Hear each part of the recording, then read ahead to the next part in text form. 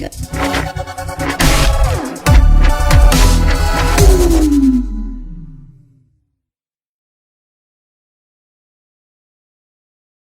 Hey everybody, it's Benny1 and I'm back at you with another Turtles movie review, everybody. And we are moving on to Teenage Mutant Ninja Turtles 3, everyone.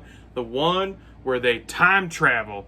And no, it is not based on the damn video game Turtles in Time that came out a couple years before it, which is a damn shame. That's all I'm going to say, because I got to tell you, this is a bad movie. This is a bad Ninja Turtles movie, unfortunately. I remember kind of enjoying this as a kid, but I most definitely enjoyed the first two a lot more than this one.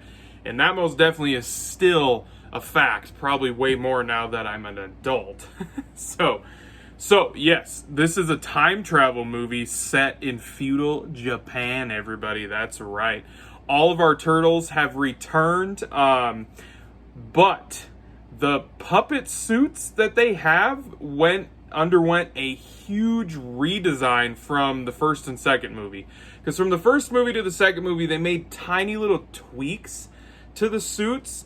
But from the second movie to this one, they totally redesigned them. They have these dark green spots that are really, really defined and everything. And their faces are so, like, the puppet animatronic part in the faces are so like high tech and crazy looking that like it looks weird, like when their mouths are moving or their eyes move and go up and down and it's almost too much. It looks off-putting. And like I noticed it a lot in the movie. I was like, their mouths look weird. They like just look too they look off. The suits that they had in the first two movies they should have stuck with those because they were great. Like when the mouse moved and everything, it looked natural. Like it really looked natural. And you would think with a more advanced, like suit and animatronic part in the face, you would think that it would bring out better performances and better looking, but it didn't. It like detracted from the movie. It was very strange. I don't know why they did that. And the dark spots all over the turtles, I don't quite understand why they did that shit. I do not really know. So, and then the same April O'Neil is in the movie. Paige Turuko, or whatever her last name is, April O'Neil. She's back. Super short hair in this movie. She's okay. I like her in the second movie a lot more. The story's just very plain, bland in this movie. Oh, and Elio Cortez is back in this one too as Casey Jones. But they totally wasted it. So Casey Jones shows up with the most horrible looking wig ever. Jesus Christ, it looked like they just went and pulled it off of a mannequin and slapped it on his head because he obviously didn't have long hair at the time. Because he plays two parts in this movie. He plays Casey Jones in the present time, and then he plays this other pirate thug type character when they go back to feudal Japan. And he's got buzzed head and everything. So wasted potential, man. Wasted. Like Casey should have time traveled with him. He should have went, but he got left back in current times with Splinter to watch the freaking the Japanese samurai guys that switch places with the turtles, because when they time travel with this scepter, it switches people. That's what it does. If there's 4 turtles going back in time, there are 4 samurai coming back to present time. That's how it works, which creates for some kind of funny scenarios in the present time with Splinter and Casey, with them being there and they're out of time and out of touch. They don't know what's going on. They don't understand shit. Like when he shows them what TV is and hockey, and they love it when they fight. Like, that's some kind of funny stuff, because the movie is very lighthearted, just like the second one was. And Splinter, the puppet that they did with Splinter in this movie, they did another redesign of Splinter. Like, the one that was in the second one looked awesome. So awesome. Why didn't you just use him again? But they did a redesign on him too, and he looked horrible. He looked really bad compared to the one that was in the second one. And he's got a different voice actor in this one too. And nothing against the guy that did the voice acting, but he is not as good as the dude that did him in the first two. That's all I have to say.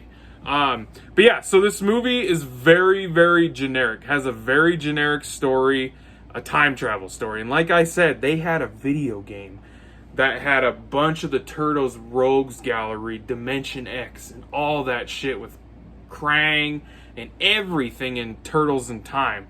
They could have made a movie based on that shit.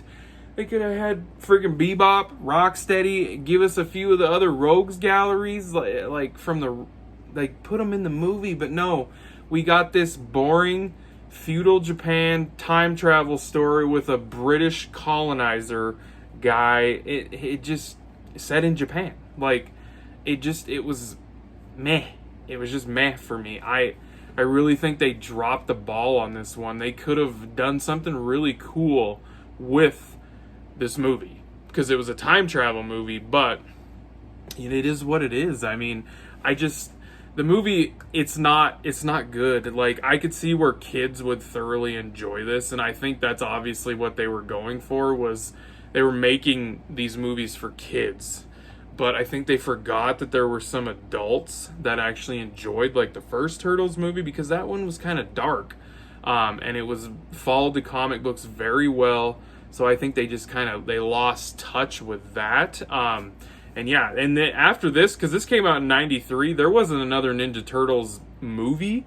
Because the next movie that they did that came out in movie theaters, because they made these cheaper TV shows and straight to DVD, VHS at the time, movies that were not anything like these live action movies. Like, the next movie was an animated feature, I think, that came out in 2007, which actually is a pretty damn good movie.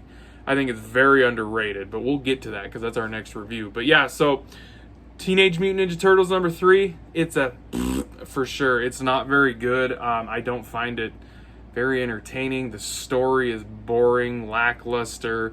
They messed with the turtle costumes, made them look weird. Splinter looked weird. Wasted potential with Casey Jones. Just all around not great. Like, seriously. So, I'm going to give Teenage Mutant Ninja Turtles number 3. I'm giving this bad boy a 4 out of 10. It's that bad for me, man. 4 out of 10 for Teenage Mutant Ninja Turtles 3, everybody. I hope you guys enjoyed the review. Thanks for watching, and be catching you on the tube later, because I have spoken.